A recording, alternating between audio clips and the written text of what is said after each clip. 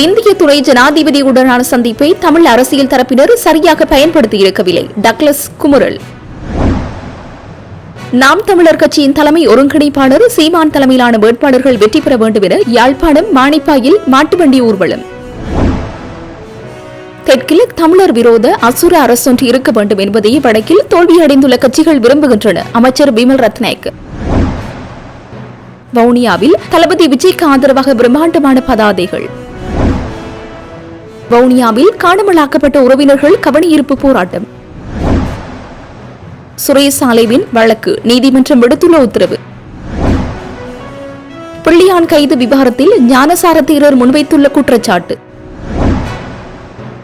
அரச நிதியிலிருந்து 2.5 மில்லியன் டாலர்கள் மோசடி என குற்றச்சாட்டு. அரசாங்கம் எடுத்துள்ள தீர்மானம்.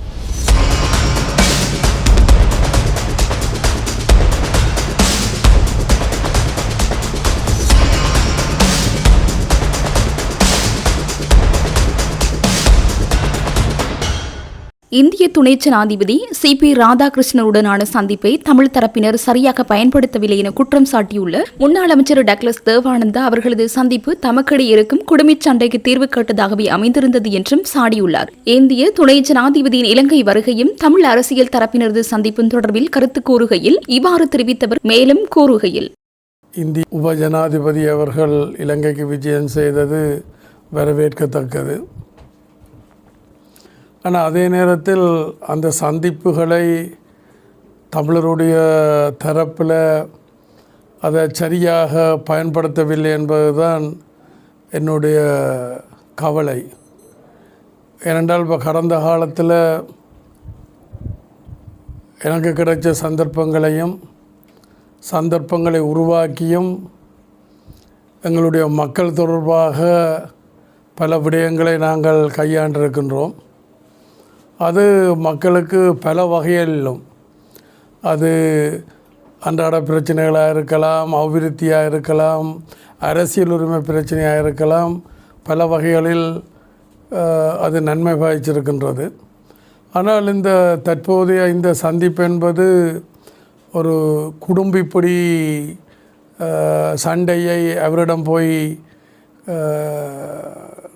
கலந்துரையாடியது போலவும், அதே நேரத்தில்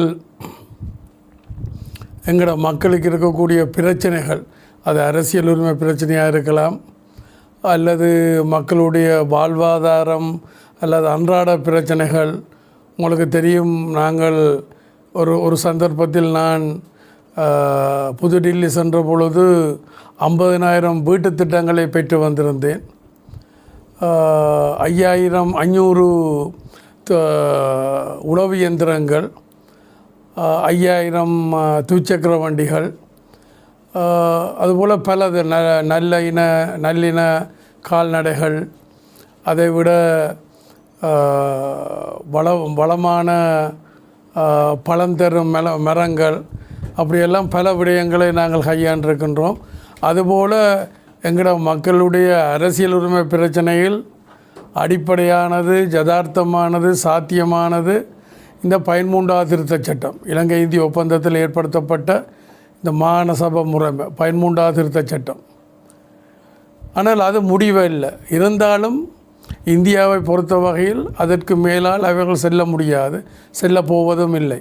அப்போ அதையாவது இவர்கள் வலியுறுத்தி விட்டு இல்லை எடுத்துரைத்து விட்டு வந்திருக்க வேண்டும். ஆனால் அவர்கள் தங்களுடைய சுயலாப வளமை போல தங்களுடைய சுயலாப அரசியலில் இருந்து தான் அதுகளை அணுகியிருக்கிறார்கள். இது தொடர்பாக மக்கள் ரொம்ப வேதனைப்படுகின்றார்கள். இவர்களா எங்களுடைய பிரதிநிதிகளாக இந்திய ஜனாதிபதியை சந்தித்திருந்தார்கள் என்பது சம்பந்தமாக எனக்கும் அது ரொம்ப மனவேதனை. நன்றி. தமிழக சட்டமன்ற தேர்தலில் நாம் தமிழர் கட்சியின் தலைமை ஒருங்கிணைப்பாளர் செந்தமிழன் சீமான் தலைமையிலான வேட்பாளர்கள் வெற்றி பெற வேண்டும் என அவர்களுக்கு ஆதரவு தெரிவித்து யாழ்ப்பாணம் மானிப்பாயில் மாட்டுவண்டி ஊர்வலம் இடம்பெற்றது. மானிப்பாய் பிரதேச சபையின் உறுப்பினர்கள் சிலர் இந்த மாட்டுவண்டி ஊர்வலத்தினை ஏற்பாடு செய்தனர். இதன்போது செந்தமிழன் சீமானின் உருவப்படம், கட்சி சின்னமும் தாங்கிய பதாகை காட்சிப்படுத்தப்பட்டது. அத்துடன் ஏர் கலப்பையினையும் ஊர்வலத்தில் கலந்து கொண்டிருந்தவர்கள் தாங்கியிருந்தனர். மானிப்பாய் பிரதேச சபை முன்றலில் ஆரம்பமான ஊர்வலம் மருதடை பிள்ளையார் ஆலயம் வரை சென்று அங்கிருந்து மீண்டும் பிரதேச சபை முன்றலை அடைந்தது.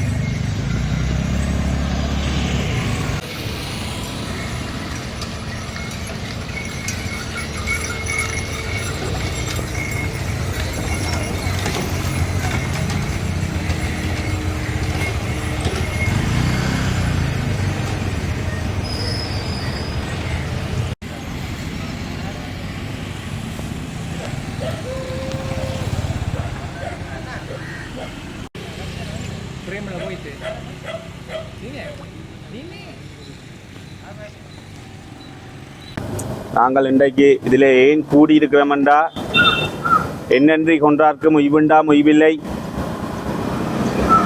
அந்நன்றி கொன்ற மகற்கு என்ற வாக்கு கமைய இன்று எமது தமிழ் தேசிய பரப்புக்கு செந்தமிழன் சீமானால் எவ்வளவோ விடயங்கள் செய்யப்பட்டிருக்கின்றது.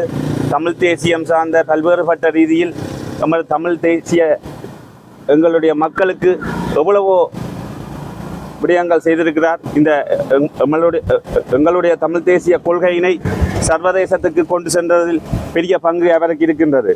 அந்த வகையிலேயே நாங்கள் இன்று அவருக்கு நன்றியை செலுத்தும் முகமாக தாயகத்தில் இருந்து அவருக்குரிய ஆதரவை வழங்கி கொண்டிருக்கின்றோம். ஆகவே இந்த இடத்திலே நாங்கள் செந்தமிழன் சீமான் அவர்களுக்கு தாயகத்திலிருந்து தாயக உறவுகள், தாயக தொப்புள்கொடி உறவுகளான தமிழ் மக்கள், நாங்கள் தமிழ்நாட்டு மக்களிடம் கேட்டுக்கொள்வது எங்கள் தமிழ் தேசிய பரப்பில் இருக்கின்ற பல்வேறு விடயங்களை சர்வதேசத்துக்கு கொண்டு செல்கின்ற சீமானவர்களுக்கு நீங்கள் ஆதரவளித்து எங்களுக்கான ஆதரவாக அதை நீங்கள் செய்ய வேண்டும் என்பதை நாங்கள் இந்த தாயகத்தில் இருந்து நாங்கள் கேட்டுக்கொள்கின்றோம். அத்துடன் சீமானவர்கள் எங்களுக்கு நிச்சயமாக அடுத்த கட்டம் எங்களுடைய தேசிய ரீதியான பிரச்சனைகளை சர்வதேசத்துக்கு கொண்டு செல்வதற்கான ஒரு பதவியை அவர் பெறுவதனூடாக அவருடைய பேச்சு எண்ணம் சர்வதேசத்துக்கு ஓங்கி ஒலிக்கக்கூடியதாக இருக்கும். ஆகவே நாங்கள் இந்த இடத்திலே தமிழ்நாட்டு மக்களிடம் கேட்டுக்கொள்கின்றபடியால் நீங்கள் மிகப்பெரிய வெற்றியை செந்தமிழன் சீமான் அவர்களுக்கு வழங்க வேண்டும் என்றதை கூறிக்கொண்டு, தமிழர் என்று சொல்லடா, தலை நிமிர்ந்து நில்லடா என்று இந்த இடத்திலே கூறிக்கொண்டு விடைபெறுகிறேன். நன்றி. தெற்கில் தமிழர் விரோத அசுர அரசொன்று இருக்க வேண்டும் என்பதையே வடக்கில் தோல்வியடைந்துள்ள கட்சிகள் விரும்புகின்றன. நாம் அவ்வாறு செயல்பட மாட்டோம். எம்மிடம் இனவாதம் கிடையாது. தேசிய மக்கள் சக்தி என்பது இலங்கை மக்களுக்கான கட்சியாகும் என்று அமைச்சர் விமல் ரத்நாயக்க தெரிவித்தார். போக்குவரத்து நெடுஞ்சாலைகள் மற்றும் நகர அபிவிருத்தி அமைச்சின் ஊடாக 984.73 மில்லியன் ரூபாய் மதிப்பில் குறிகட்டுவான் இறங்குதுறை புனரமைப்பின் 2வது கட்ட பணிகள் இன்று ஆரம்பிக்கப்பட்டது. அமைச்சர் விமல் ரத்நாயக் அவர்களின் தலைமையில் ஆரம்பிக்கப்பட்ட இந்த திட்டம் 2027 அக்டோபர் 26ஆம் தேதிக்குள் முழுமையாக நிறைவு செய்ய திட்டமிடப்பட்டுள்ளது. முதல் கட்டமாக குறிகட்டுவான் இறங்குதுறை இணைக்கும் வீதி பணிகளும் நிறைவு பெறும் நிலையில் உள்ளன. இந்த நிகழ்வில் வடமாகாண ஆளுநர் நா. வேதநாயகன், யாழ் மாவட்ட நாடாளுமன்ற உறுப்பினர்களான இளங்குமரன், ஸ்ரீ பவானந்தராஜா, ரஜீவன், வடக்கு மாகாண பிரதம செயலாளர், வீதி அபிவிருத்தி அதிகார சபையின் பணிப்பாளர் நாயகம், வடக்கு மாகாண கடற்படை தளபதி, யாழ் மாவட்ட செயலாளர், யாழ் மாவட்ட ஒருங்கிணைப்பு குழு தலைவரின் இணைப்பாளர் கபிலன், வேலணை மற்றும் நெடுந்தீவு பிரதேச செயலாளர்கள், தேசிய மக்கள் சக்தியின் பிரதேச சபை உறுப்பினர்கள் உள்ளிட்ட பலரும் கலந்து கொண்டனர். இந்த நிகழ்வில் கலந்து கொண்டு உரையாற்றிய அமைச்சர் மேலும் தெரிவித்ததாவது, நெடுந்தீவில் 1400 குடும்பங்கள் வாழ்கின்றன. சுற்றுலாத்துறை மற்றும் மேம்படித்துறைக்கு எங்கு நிறைய இடம் உள்ளது. எனவே அப்போதைய அபிவிருத்தி செய்ய வேண்டியது கட்டாய தேவையாகும். போக்குவரத்து பிரச்சினை தான் இப்போதைக்கு பெரும் பிரச்சனையாகும். இதனால் பாடசாலையை கூட உரிய நேரத்திற்கு ஆரம்பிக்க முடியாத சூழ்நிலை உள்ளது. அப்போதில் உள்ள அரசு அலுவலகங்கள் கூட 3 மணிக்கு மூடப்படுகின்றது. நெடுந்தீவு இலங்கை படத்தில் இருந்தாலும் இலங்கையின் ஏனைய பகுதிகளுக்கு கிடைக்கும் வாய்ப்புகள் இங்கு கிடைக்கவில்லை. போக்குவரத்து பிரச்சனையை நெடுந்தீவின் களத்தை நிறைத்துள்ளது எனலாம். நெடுந்தீவுக்குள்ளும் பிரச்சனைகள் உள்ளன. வீதிகள் புனரமைக்கப்பட்டுள்ளன. வேறு குறைபாடுகள் இருப்பின் அவற்றை தீர்க்கலாம். எரிபொருள் நிரப்பு நிலையம் அமைப்பதற்கு ஒப்பந்தம் கைச்சாத்திடப்பட்டுள்ளது. அதேவேளை கொழும்பு அரசுகள் கடந்த காலங்களில் யாழ்ப்பாணத்தை கைவிட்டிருந்தன. ஆனால் எமது ஆட்சி அவ்வாறு இல்லை. யாழ்ப்பாணம் மற்றும் தீவக பகுதிகளுக்குரிய அபிவிருத்தி திட்டங்கள் முன்னெடுக்கப்பட்டு வருகின்றன. நெடுந்தீவு, பருத்தித்துறை மற்றும் நைனாதீவு போன்ற பகுதிகளுக்கு யாழ்ப்பாண அரசாங்கம் கூடுதல் முக்கியத்துவம் வழங்க வேண்டும். கப்பல் போக்குவரத்து, இறங்கு துறைமுகம் பிரச்சனைகள் உரிய வகையில் தீர்க்கப்படும். நெடுந்தீவுக்கு 2 இலங்கை போக்குவரத்து பஸ்கள் கோரப்பட்டிருந்தன. அதனையும் நாம் விரைவில் வழங்குவோம். அதேவேளை எமது அரசாங்கத்திடம் இனவாதம் இல்லை. கொள்கை அடிப்படையிலேயே செயல்பட்டு வருகின்றோம். எனினும் வடக்கிலும் தெற்கிலும் உள்ள சில குழுக்கள் இனவாதம் பேசி அரசியல் நடத்துகின்றன. தெற்கில் தமிழர் விரோத அசுர அரசொன்று இருக்க வேண்டும் என்பதையே வடக்கில் தோல்வியடைந்துள்ள கட்சிகள் விரும்புகின்றன. நாம் அவ்வாறு செயல்பட மாட்டோம். எம்மிடம் இனவாதம் கிடையாது என்று தெரிவித்தார்.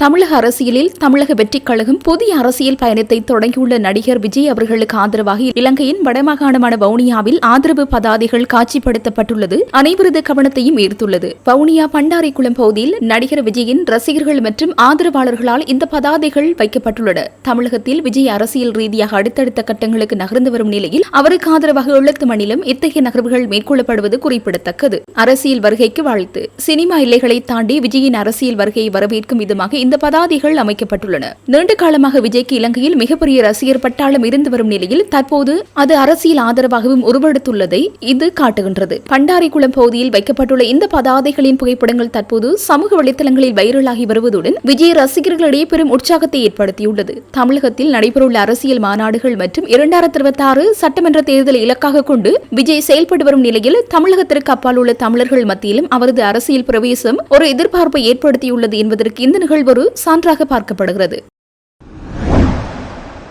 வடக்கு கிழக்கு தமிழர் தாயக பகுதியில் அரசினால் மேற்கொள்ளப்படும் பௌத்தமயமாக்கலினை கண்டித்து காணாமல் ஆக்கப்பட்டோரின் உறவினர்கள் இன்று கவனஈர்ப்பு போராட்டம் ஒன்றினை மேற்கொண்டிருந்தனர். வவுனியா தபாலகத்திற்கு அருகாமையில் தொடர் போராட்டத்தில் ஈடுபட்டு வரும் வடக்கு கிழக்கு வலிந்து காணாமல் ஆக்கப்பட்டோரின் உறவினர்கள் சங்கம் குறித்த கவனஈர்ப்பு போராட்டத்திலே ஏற்பாடு செய்திருந்தது. இதன்போது பௌத்தமயமாக்கலை கண்டிப்பதோடு காணாமல் ஆக்கப்பட்ட ஒரு பிள்ளைகள் உறவினர்கள் நீண்ட காலமாக எவ்வித பதிலும் கிடைக்காத நிலையில் அவர்களின் உறவினர்கள் காத்திருப்பதாகவும் தெரிவித்து பதாதைகள் ஏந்தியவாறும் அமெரிக்க ஐரோப்பிய ஒன்றியத்தின் கொடிகளையும் தாங்கியவாறு போராட்டத்தில் ஈடுபட்டமை குறிப்பிடத்தக்கது. வணக்கம். தமிழர் தாயகத்தில் அரசால் முன்னெடுக்கப்படும் சிங்கள பௌத்த விரிவாக்கத்துக்கு எச்சரிக்கை. இந்த அறிக்கை வவுனியாவில் காணாமலாக்கப்பட்டோரின் தாய்மார்கள் சார்பில் வெளியிடப்படுகிறது. தமிழ் மக்கள் மனச்சாட்சியா நிற்கும் இந்த தாய்மார்கள் உண்மை மற்றும் நீதிக்கான தங்களின் போராட்டத்தை தொடர்ந்து முன்னெடுத்து வருகின்றனர். 3359 நாட்களாக தொடர்ந்து போராடும் அவர்கள் சுழற்சி முறையான உணவு தர்ம போராட்டத்தை தங்களின் சிறிய போராட்ட கூடத்தில் நடத்தி வருகின்றனர். வவுனியாவில் உள்ள இந்த எளிமையான கூடம் இன்று தமிழர் துயரத்தின் சின்னமாகவும் நீதிக்கான உறுதியான குரலாகவும் மாறியுள்ளது. அவர்கள் தினமும் கேட்கும் கேள்வி ஒரே கேள்வி, எங்கள் குழந்தைகள் எங்கே? இன்னும் பதில் இல்லை. அதே நேரத்தில் டைலிட்டி, வெடுக்குநாரி, குருந்தூர்மலை, வவுனியா, சமணங்குளம் போன்ற தமிழர் தாயக பகுதிகளில் அரசால் தொடர்ந்து மேற்கொள்ளப்படுகின்றன சட்டவிரோத காணி அபகரிப்பு, சிங்கள பௌத்த கட்டிட நிர்மாணம், இனப்பெரம்பல் மாற்றம். இவை பாரம்பரியம் அல்ல, இவை அரசியல் அழிப்பு அரசியல். இந்த பகுதியில் சிங்கள பௌத்த வரலாற்று ஆதாரம் எதுவும் இல்லை. ஏதேனும் பௌத்த மரபு இருந்தால் அது தமிழ் பௌத்தம், சிங்கள விரிவாக்கம் அல்ல. இலங்கை கடுமையான பொருளாதார நெருக்கடியில் இருக்கும் நேரத்தில் பொதுமக்கள் பணத்தை தமிழர் பகுதிகளில் மத சின்னங்களை கட்டுவதற்காக செலவிடுவது அவசியமற்றதும் வீணுமாகும். இந்த நிதி தெற்கில் வாழும் மக்களின் வாழ்க்கையை மேம்படுத்தவும் பொருளாதாரத்தை கட்டியெழுப்பவும் பயன்படுத்தப்பட வேண்டும். பிரிவினையை ஊக்குவிக்க அல்ல. நாங்கள் தெளிவாக அறிவிக்கிறோம், தமிழர் தாயகத்தில் வலுக்கட்டாயமாக திரிக்கப்படும் எந்த அமைப்பையும் தமிழர்கள் நிராகரிப்பார்கள். பின்வரும் வழிகளில் கட்டப்பட்டவை தமிழர் ஒப்புதல் இல்லாமல் இராணுவத்தின் ஆதரவுடன் அரசின் அதிகாரத்தை பயன்படுத்தி இவை அனைத்தும் சட்டபூர்வமற்றவை. வரலாறு ஏற்கனவே இதற்கு பதில் அளித்துள்ளது. கொசோவோவில் ஆக்கிரமிப்பின் போது கட்டப்பட்ட கட்டிடங்கள் பின்னர் அகற்றப்பட்டன, மாற்றப்பட்டன, திருத்தப்பட்டன. வலுக்கட்டாயமாக கட்டப்பட்டவை நிலைத்திருக்காது. தமிழர் அரசியல் உரிமைகளும் இறையாண்மையும் மீள நிறுவப்படும் நாளில் இவ்வாறு திணிக்கப்பட்ட சிங்கள பௌத்த கட்டிடங்கள் சட்ட ரீதியாக ஆய்வுக்கு செய்யப்படும், ஜனநாயக முறையில் தீர்மானிக்கப்படும், வரலாற்று நீதி அடிப்படையில் திருத்தப்படும். வவுனியா தாய்மார்கள் உலகுக்கு அழைப்பு விடுக்கின்றார்கள். ஐரோப்பிய ஒன்றியம் வெறும் அறிக்கைகளில் மட்டுப்படாமல் அழுத்தமும் பொறுப்பு கணக்கெடுப்பும் மேற்கொள்ள வேண்டும். அமெரிக்கா தனது வளங்களையும் உலகளாவிய செல்வாக்கையும் பயன்படுத்தி தமிழ் இறமையையும் சர்வதேச விசாரணையை முன்னெடுக்க வேண்டும். உள்ளூர் முறைகள் தோல்வியடைந்து விட்டன. சர்வதேச தலையீடு அவசியம். இந்த சிறிய போராட்ட கூடத்தில் உலகுக்கு சொல்லும் உண்மை, நீதி தாமதிக்கப்பட்டது, திட்டமிட்டு மறுக்கப்பட்டது. சட்டவிரோத கட்டிடங்களை நிறுத்துங்கள், இனப்பெரம்பலை மாற்றத்தை நிறுத்துங்கள், ஸ்ரீலங்கா பணத்தை வீணாக்குவதை நிறுத்துங்கள், தாய்மார்களுக்கு பதிலளிக்கவும், காணிகளை மீட்டளிக்கவும், தமிழர் தாயகத்தை மதிக்கவும். வரலாறு, உண்மை, நீதி வெல்லும். நன்றி. தற்போது கைது செய்யப்பட்டு தடுத்து வைக்கப்பட்டுள்ள பிள்ளையானிடமிருந்து மிக முக்கிய தகவல்கள் கிடைக்கப்பெற்றதாக ஜனாதிபதி அனுரகுமார திசாநாயக்க உள்ளிட்ட அரசாங்கம் பகிரங்கமாக வெளியிட்ட அறிவிப்பு உண்மைக்கு புறம்பானது என கலகுடத்த ஞானசார தேரர் தெரிவித்துள்ளார். ஊடகவியலாளர் சந்திப்பொன்றில் கலந்து கொண்டு கருத்து தெரிவிக்கும் போது அவர் இதனை தெரிவித்துள்ளார். இது தொடர்பில் அவர் மேலும் தெரிவிக்கையில், பிள்ளையான் கைது செய்யப்பட்ட போது அவரிடம் மேற்கொள்ளப்பட்ட விசாரணைகளுக்கு அமைய மிக முக்கியமான தகவல்கள் கிடைக்கப்பெற்றதாக ஜனாதிபதியும் அமைச்சர்களும் பகிரங்கமாக தெரிவித்திருந்தனர். எனினும் ஓராண்டுக்கு பிறகு தாக்கல் செய்யப்பட்ட அறிக்கைகளில் இந்த தகவல்கள் இல்லை. இவை மாயமாகியுள்ளன. பிள்ளையான் கூறியதாக சொல்லப்படும் தகவல்களை அந்த அறிக்கை உறுதிப்படுத்தவில்லை. குறிப்பாக குற்றப்புலனாய்வு திணைக்களம் சமர்ப்பித்த பி அறிக்கையில் உயிர்த்த ஞாயிறு தாக்குதலுக்கும் பிள்ளையானுக்கும் இடையில் நேரடி தொடர்பு இருப்பதாக எந்த ஒரு விடயமும் உள்ளடக்கப்படவில்லை. மட்டக்களப்பு சிறையில் இருந்தபோது சக்ரான் ஹாசிமின் குழுவினருக்கும் பிள்ளையானுக்கும் இடையில் தொடர்புகள் ஏற்படுத்தப்பட்டதாக ஆசாத் மௌலானா குற்றச்சாட்டுகளை முன்வைத்திருந்தார். தற்போது நீதிமன்றத்தில் சமர்ப்பிக்கப்பட்டுள்ள உத்தியபூர்வ ஆவணங்களில் இத்தகைய தகவல்கள் ஏன் இடம்பெறவில்லை? அரசியல் லாபங்களுக்காக கூறப்பட்ட இத்தகைய கருத்துக்கள் உண்மைக்கு அப்பாற்பட்டவை என்பது இப்போது தற்போது நீதிமன்ற அறிக்கைகளின் ஊடாக தெரிய வந்துள்ளது என தெரிவித்துள்ளார். திரைசேரியிலிருந்து 2.5 மில்லியன் அமெரிக்க டாலர்கள் முறைகேடாக பயன்படுத்தப்பட்டதாக கூறப்படுவது தொடர்பாக நிதியமைச்சு விளக்கம் அளிக்கும் என அமைச்சரவை பேச்சாளர் அமைச்சர் நலிந்த ஜெயதீச தெரிவித்தார். மேலும் இதுகுறித்த விரிவான தகவல்கள் தன்னிடம் இன்னும் இல்லை என்றும் அவர் குறிப்பிட்டார். இந்த விவகாரத்தை தொடர்ந்து பல திரைசேரி அதிகாரிகள் இடைநீக்கம் செய்யப்படுவதாக கூறப்படுவது குறித்து செய்தியாளர்கள் அமைச்சரிடம் கேள்வி எழுப்பிய வாராந்திர அமைச்சரவை ஊடக சந்திப்பின் போது அமைச்சர் இந்த கருத்துக்களை தெரிவித்தார். இந்த சம்பவம் குறித்து நாடாளுமன்ற விசாரணை நடத்த கோரி சபாநாயகர் மைத்ரி குணரத்ன சபாநாயகருக்கு கடிதம் அனுப்பியிருப்பதை ஜெயதீச ஒப்புக்கொண்டார். அந்த கடிதத்தின் அடிப்படையில் அரசாங்கம் நடவடிக்கை எடுக்குமா என்று கேட்கப்பட்ட போது அதில் கோடிட்டு காட்டப்பட்டுள்ள விடயங்களை சபாநாயகர் ஆய்வு செய்து விசாரணை தேவையா என்பதை தீர்மானிப்பார் என்று அவர் கூறினார். கடன் திருப்பிச் செலுத்தும் சமயத்தில் திரைசேரிக்கு சொந்தமான 2.5 மில்லியன் அமெரிக்க டாலர்கள் நிதி 3ஆம் தரப்பினருக்கு முறைகேடாக பயன்படுத்தப்பட்டதாக கூறப்படுவது தொடர்பாக நாடாளுமன்ற உறுப்பினர் நாமல் ராஜபக்ச உள்ளிட்ட எதிர்க்கட்சி உறுப்பினர்கள் கவலைகளை எழுப்பியுள்ள நிலையில் இந்த கருத்துக்கள் வெளியாகியுள்ளன. செப்டம்பர் 2025 வழங்கப்பட வேண்டிய 22.9 மில்லியன் அமெரிக்க டாலர்கள் தீர்வுத் தொகையின் ஒரு பகுதியாக இந்த நிதி இருந்ததாகவும் அது உரிய கடன் வழங்கிய நாட்டை சென்றடையவில்லை என்றும் அறிக்கைகள் தெரிவிக்கின்றன.